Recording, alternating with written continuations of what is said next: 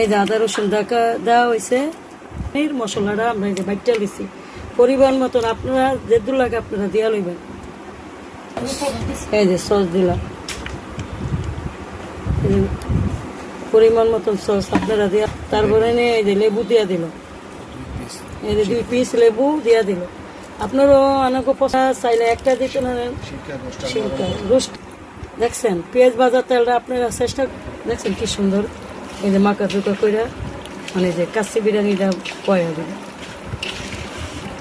দুধটা এই যে ছিটিয়ে দিবেন, দুধটা ছিটিয়ে দিয়ে তারপরে এই যে আলু দিবেন। আপনাকে যদি আলু দেওয়ানোর ইচ্ছা থাকলে আলু দিবেন, কাচ্চির লগে আমরা আলু দিয়ে সব খাইছি। এই যে আলু কি সুন্দর করে এই যে মাংসের উপরে এই যে আলু দিয়ে বিছিয়ে দিতে আছে আমার ভাইয়ে। এই যে কাচ্চি মনে করেন আপনারা এইভাবে খাইবেন, কাচ্চিটা খাইয়ে একবার আপনারা ট্রাই করবেন ভাই। এই যে আলুটা বিছিয়ে দিবেন।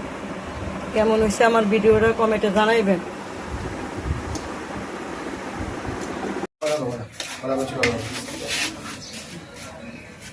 এই যে দেখছেন আটা দিয়া, এই যে ময়দা দিয়ে, তারপরে এই যে আমি এই সাইডটা ভিজিয়ে রাখুন।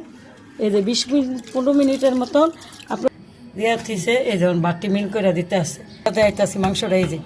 এই যে মাংস আলু, এই যে দেখছেন এই যে মাংস আলু, এই যে মাংসটা আলুটা এই যে বাটি, এই যে সুন্দর করে এই যে জাফরানটা দিল। এই যে কালারও অনেক লেগে, দেখছেন কি সুন্দর ফুড কালার হয়ে গেছে। এই যে একটু লেবু চিপা, এই যে উপরে দিয়ে একটু লেবু চিপা দিলে কালারটা এই যে সুন্দর, দেখছেন কি সুন্দর। এই যে জাফরান আপনাকে দেখাইলাম না, এই যে জাফরান আপনারা কাইরা জল দিয়া জাফরানটা আগে গোলাইবেন।